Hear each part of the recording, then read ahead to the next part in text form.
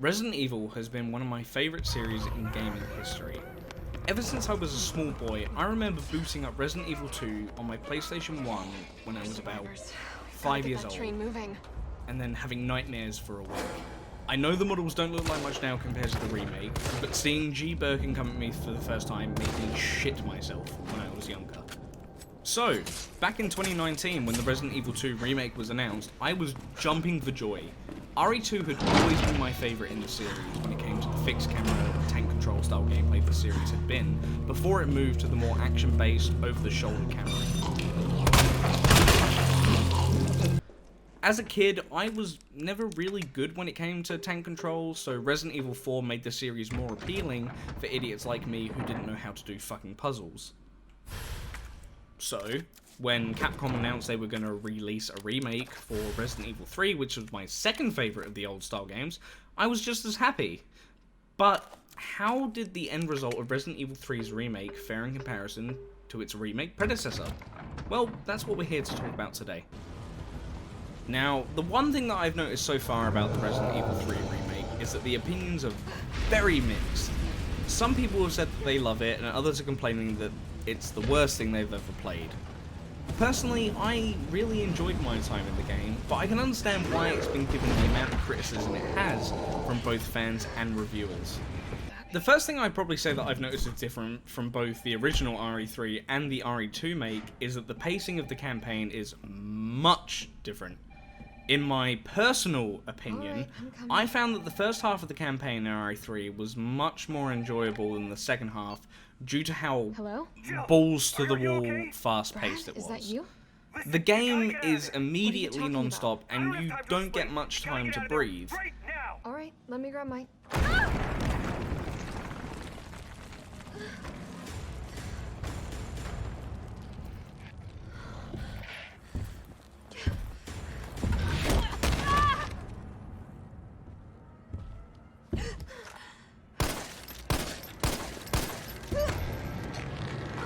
I'm the trash man! However, in the second half, I think that this sudden change of pace makes most of the segments a bit boring, I guess?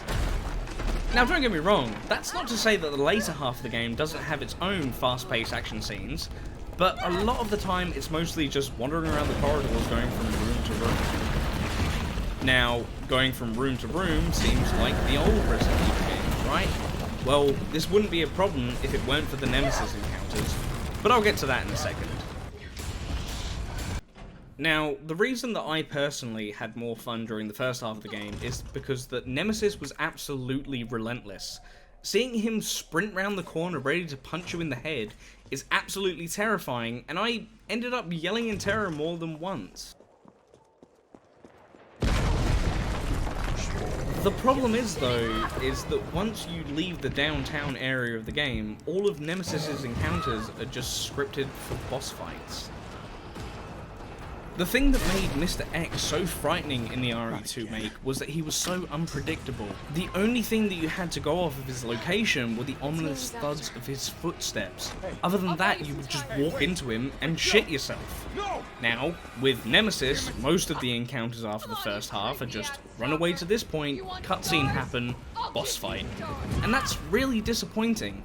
Like, whenever he shows up with his flamethrower or his rocket launcher, the game just becomes an interactive set piece that you run through until you get to the next cutscene. Really? One thing that I really did like with the game is the redesigns of the characters and the monsters. What the fuck? Jill and Carlos are as great as ever, and Capcom really managed to flesh out their personalities a lot more in this version than the original. One thing that I never understood why everyone hated on Jill's new character model. I personally think she looks great. I mean, she's still the same badass Jill Valentine that we know and love, and her attitude in this game just solidifies that. Okay. Carlos becomes the ultimate bro, and I found that, like, most of his segments in this game were more fun to play, particularly in the second half in the hospital. I'm not gonna die on you, leave you in a cold, cruel, Carlos-less world. And Capcom also did a fantastic job of fleshing out the personalities of more of the minor characters too. Nikolai, Mikhail, and even Tyrell. Brad Vickers even had more of a fleshed out personality than he did in the original. He was less of a coward. But I feel as though that Capcom overhyped him way too much in the trailers. But I'm going to save that until we get to the spoiler territory. Now, I think that the biggest criticism that this game has faced so far is its playtime. A lot of key moments from the original game were cut. The clock tower sequence, Gravedigger boss fight. They even removed enemy types, such as the crow and the spider, and that's a real disappointment. I completed the campaign in just over 4 hours, so I can understand where a lot of those concerns are coming from, but people also need to keep in mind that the original Resident Evil 3 was a lot shorter than RE2 was. I mean, if you take your time in a playthrough of RE3, it could take you anywhere between 5 and 6 hours. That's if you really search every nook and cranny.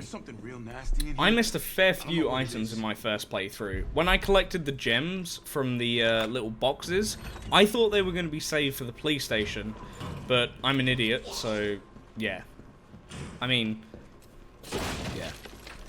Not to mention, the reward system you unlock once you complete the game definitely adds for a lot more replayability. I have to admit, one downside is that Capcom didn't include the Mercenaries game mode from the original. I mean, RE2 got both Hunk's 4th Survivor mode and the Tofu mode. And then they even implemented the Ghost Survivors as bonus DLC.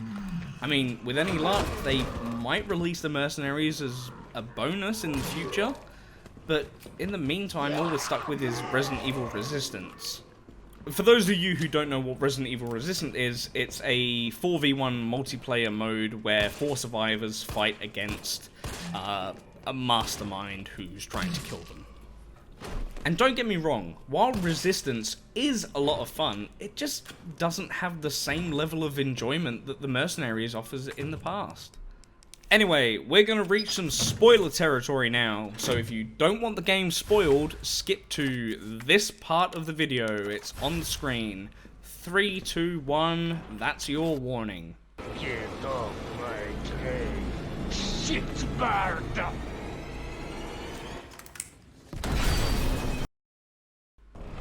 So I previously mentioned that I really liked a lot of the new designs of the characters and the monsters. The hunters look great, the hunter gammas look fucking awesome, and I even enjoy the design of the new Nemesis. What the fuck? A lot of people criticized it, but I reckon it's even more terrifying than the original in some points.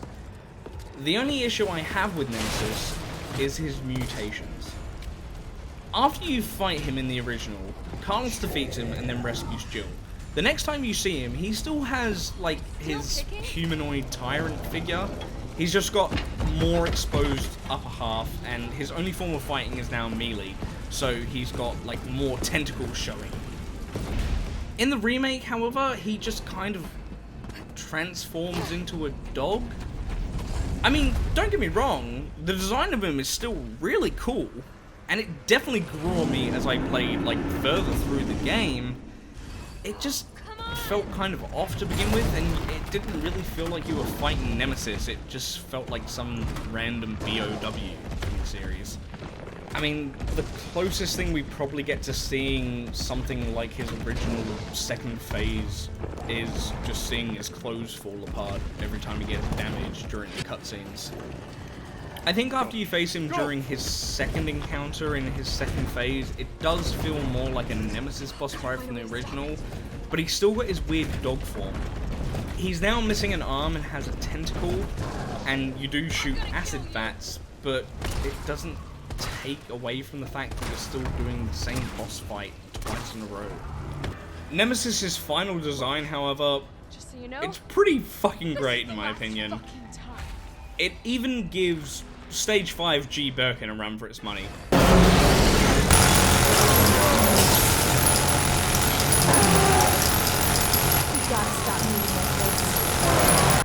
The fight is just so over the top, and it's just impossible not to enjoy. How about some more?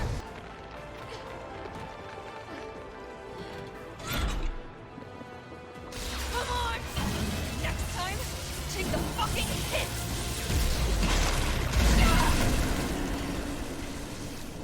Another issue that I have with the game is that a lot of enemies have the ability to stun lock you, particularly hunters and the Nemesis, and that leads to an instant death.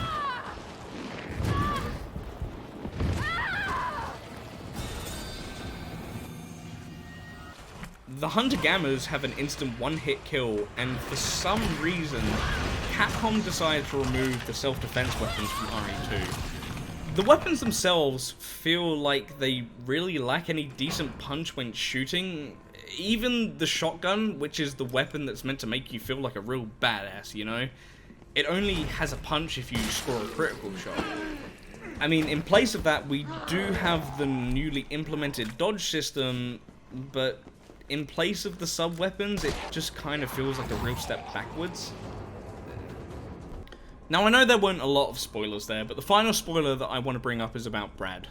Like I said, it really feels like Capcom oversold him in the advertisements for the game, because he's really only in the game for about 5 minutes. Like I said, we're in spoiler territory here, so if you see something you don't want to hear or see, you've got no one else to blame but yourself. So, Brad meets Jill after Nemesis destroys Jill's apartment, and then she escapes. Trash! Brad and Jill are then overwhelmed by zombies, and they run into the nearby Jack's bar, and that's where they meet in the original. Nice touch.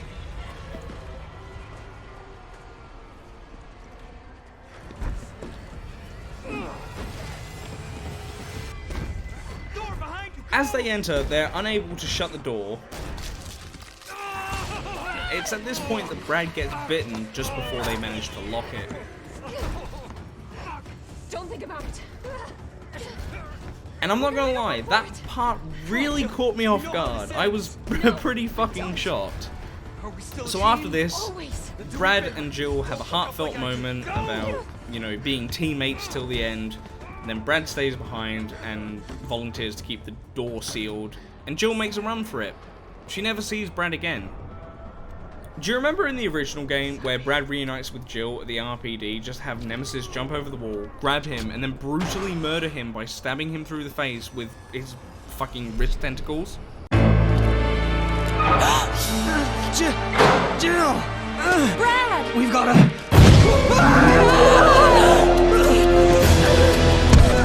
Jill! Help!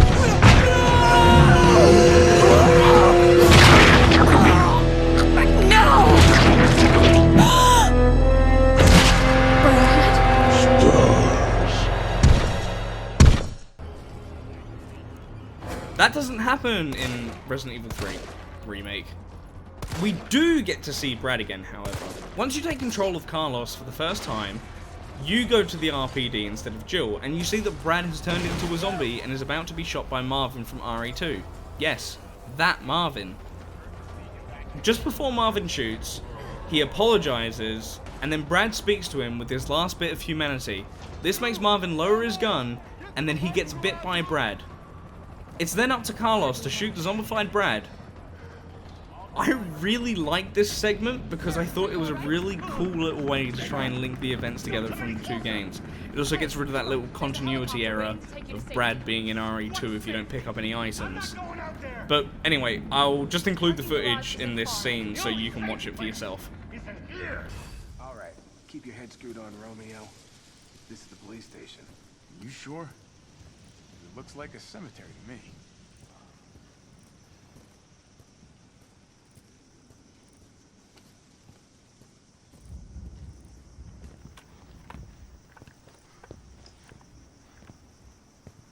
Brad, stop! T.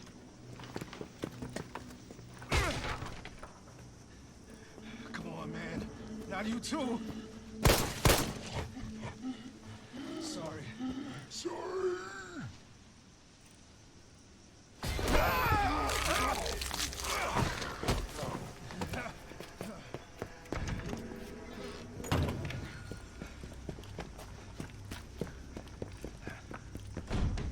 Shit, it's locked. You stay on the door. I got this fucker. Come get some.